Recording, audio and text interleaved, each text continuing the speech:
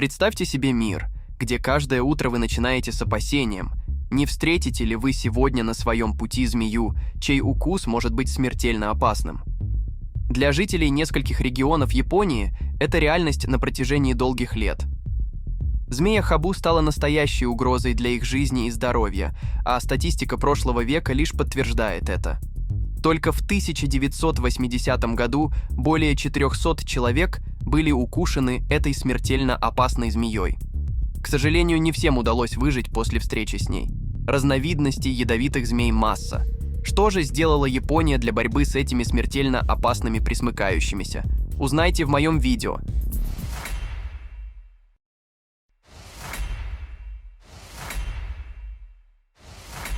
Змея Хабу – одна из самых крупных и опасных ямкоголовых гадюк, достигающая в длину до 1,5 метров. Let's go! Она обитает на японских островах Окинава и Амами и особенно любит селиться поближе к людям на возделанных полях и в окрестностях деревень, где можно найти много мелких грызунов. Хабу ведет преимущественно ночной образ жизни, ловко передвигается по деревьям и активно охотится на крыс, птиц и других небольших животных.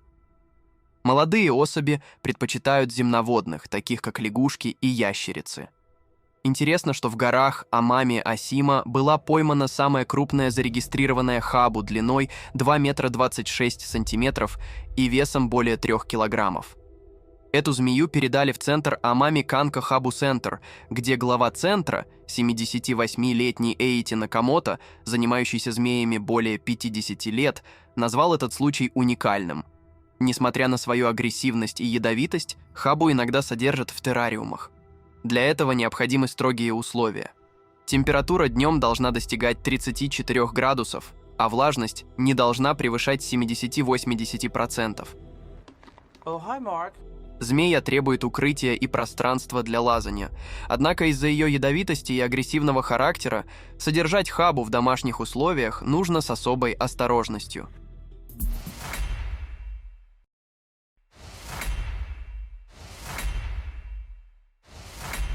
Чтобы решить проблему со змеями хабу, которые представляли серьезную опасность для местного населения, в 1979 году на остров Амами-Осима привезли индийских мангустов – маленьких, но быстрых и ловких хищников, известных своим умением охотиться на змей.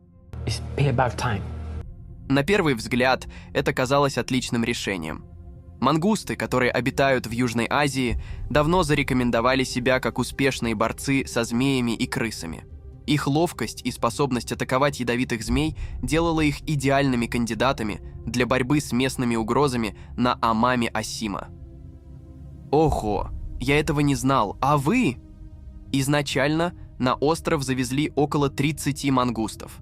Ожидалось, что они помогут контролировать популяцию змей хабу, которые ежегодно кусали десятки людей, а также избавят местное сельское хозяйство от вредных крыс, которые уничтожали урожаи. Come on now, dog. Эти меры должны были улучшить жизнь местных жителей, сократив количество укусов змей и ущерб от грызунов.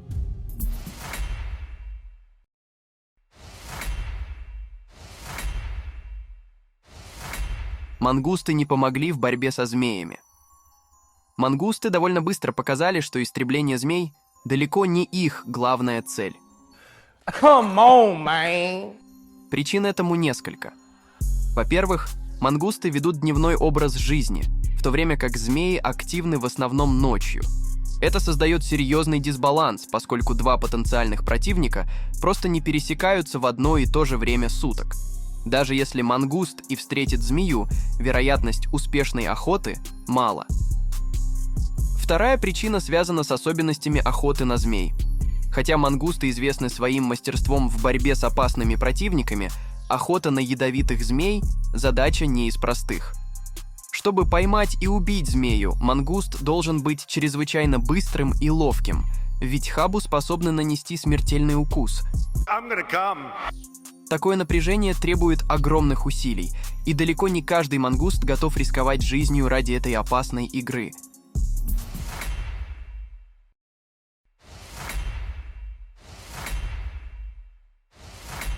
Но зачем рисковать, когда вокруг так много других животных, на которых можно охотиться без особого труда?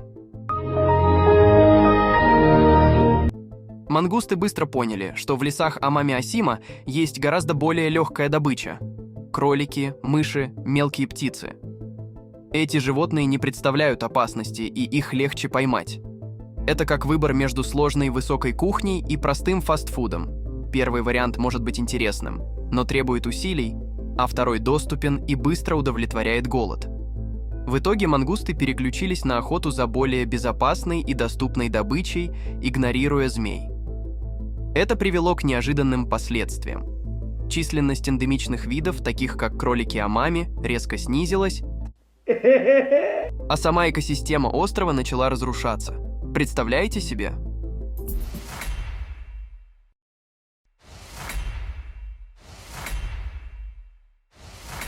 В 2000 году японское правительство решило, что введенные на остров Амами-Осима индийские мангусты стали настоящей проблемой для местной экосистемы. Была начата программа по активному сокращению популяции мангустов. На острове было установлено около 30 тысяч ловушек, предназначенных для отлова мангустов. Помимо этого, действовали специальные отряды охотников, которые были обучены и направлены для систематического поиска и отлова этих животных. С начала программы в 2000 году и до ее завершения было отловлено около 32 тысяч особей. Процесс занял много времени и ресурсов, но его результат был значительным. Последний зарегистрированный случай отлова мангуста был зафиксирован в апреле 2018 года. С тех пор, на протяжении 6 лет, не было зарегистрировано ни одного нового появления этих хищников. Эксперты пришли к выводу, что программа была успешной. Популяция мангустов на Амами-Осима, скорее всего, полностью исчезла. Вероятность полного исчезновения этих животных оценивается в 99%. What? Такой вывод был сделан на основе многолетних данных, подтверждающих отсутствие мангустов на острове. Этот успех стал важным шагом в восстановлении местной экосистемы, которая пострадала от нашествия мангустов, охотившихся на редкие и эндемичные виды острова.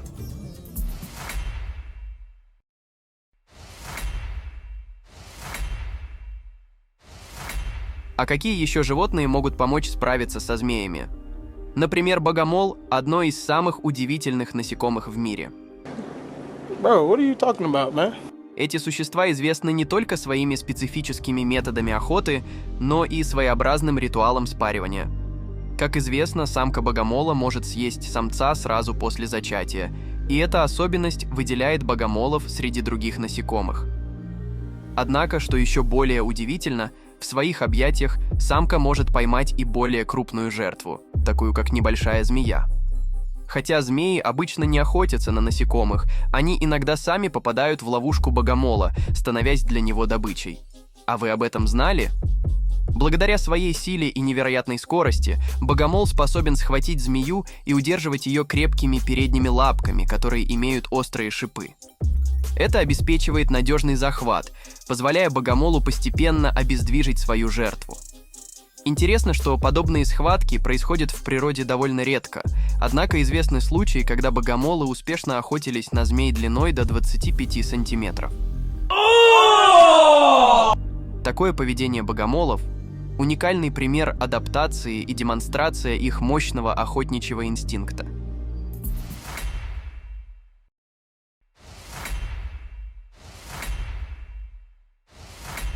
Орлы. Это величественные и невероятно мощные хищники, которые не боятся атаковать даже самых опасных рептилий. Get out of here.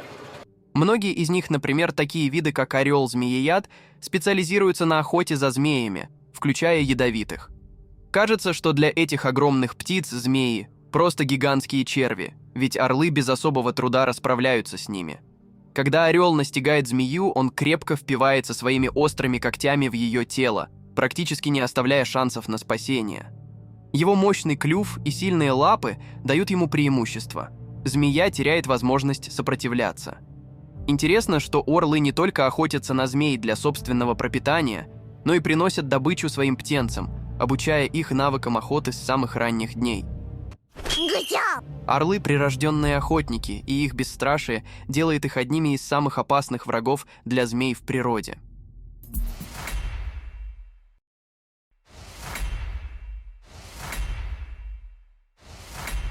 Еще одними охотниками за змеями являются обезьяны. New face filters on Instagram today. В природе между обезьянами и змеями существует историческая вражда. Хотя обезьяны не питаются змеями и не считают их добычей, они все равно не упускают случая вступить с ними в схватку, особенно если змея угрожает члену их стаи или другому животному поблизости. Обезьяны известны своим интеллектом и способностью к коллективной защите. Если змея приближается, обезьяны моментально реагируют, предупреждая сородичей об опасности и сплочаясь в отряд для защиты. Удивительно, что обезьяны активно используют подручные предметы – палки, дубины и камни, чтобы отбить жертву у змеи или просто прогнать ее. Благодаря своим цепким лапкам и быстрой реакции, обезьяны умеют захватывать палки и бить ими, порой даже нанося ощутимый урон врагу. Они также могут размахивать палками и создавать шум, пугая змею и вынуждая ее отступить. Такая способность использовать оружие помогает приматам с легкостью освобождать животных, попавших в змеиную хватку. Природная хитрость и быстрота реакций обезьян позволяют им защищать свою стаю и избегать опасных столкновений со змеями, проявляя не только смелость, но и умение действовать сообща ради общего блага.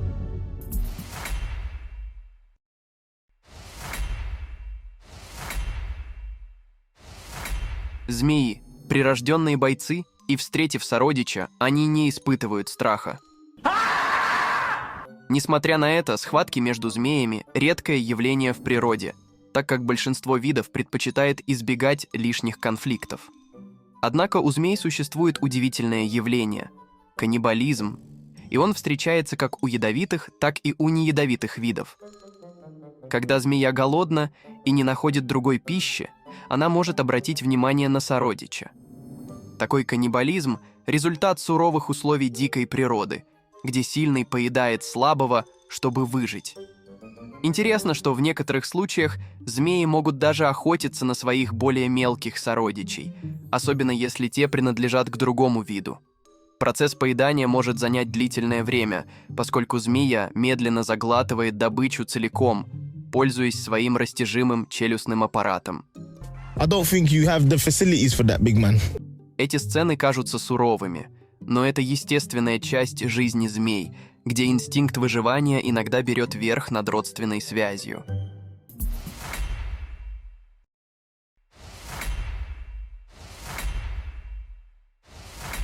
Медоед по праву считается одним из самых бесстрашных зверей в животном мире, особенно когда дело касается схваток со змеями. I'm here to tell you right now. Этот хищник не обращает внимания ни на вес, ни на размер противника, и с одинаковым рвением вступает в бой и с ядовитыми кобрами, и с мощными питонами. Уникальная особенность медоеда – его невероятно толстая кожа. Она настолько прочная, что большинство змей просто не способны ее прокусить, защищая зверя от большинства укусов. Однако, если ядовитая змея все-таки выплеснет свой яд, это не станет для медоеда фатальным. Исследования показывают, что змеиный яд оказывает на него эффект, схожий с сильным снотворным. После укуса медоед может на несколько часов впасть в состояние, подобное глубокому сну, но спустя время он просыпается, как ни в чем не бывало, и продолжает свои дела.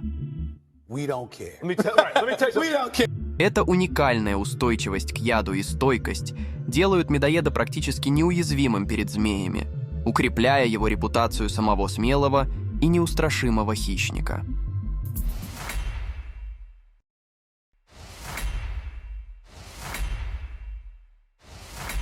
А что делать, если змея приползла к вам на дачный участок? Избавиться от змей можно, но важно сделать это гуманно, без их физического уничтожения. Perfect. Змеи играют важную роль в экосистеме, регулируя численность грызунов и других вредителей, а уничтожение одной особи часто лишь освобождает место для новой. Прежде всего стоит привести территорию в порядок. Уберите мусор, валуны, пни, упавшие деревья и заросли травы, так как такие места привлекают змей, обеспечивая им укрытие. Компостные ямы следует размещать подальше от дома, чтобы не приманивать змей к жилищу. Для создания дискомфорта для змей можно использовать вибрацию почвы, которая действует на них отпугивающе. Например, газонокосилка отлично справляется с этой задачей. Она уничтожает траву и создает вибрацию, от которой змеи уходят. Также можно применять резкие запахи, такие как чеснок, горчица или уксус.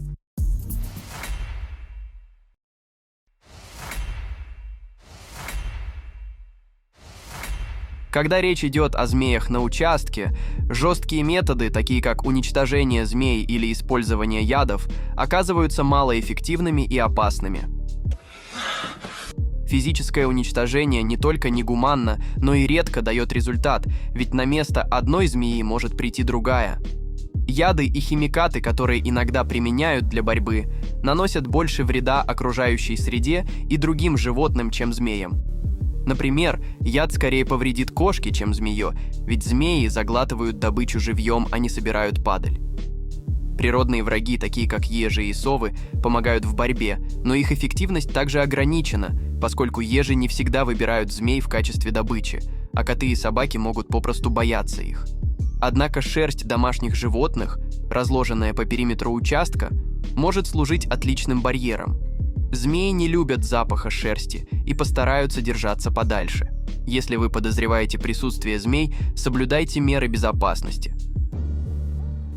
Носите высокую обувь, смотрите под ноги, производите больше шума при ходьбе, чтобы змеи могли уйти. В случае укуса важно не паниковать и быстро принять меры. Отойти от змеи, выдавить часть яда, продезинфицировать рану и обратиться за медицинской помощью. Таким образом, природный баланс и борьба с опасными змеями приобрели самые неожиданные формы.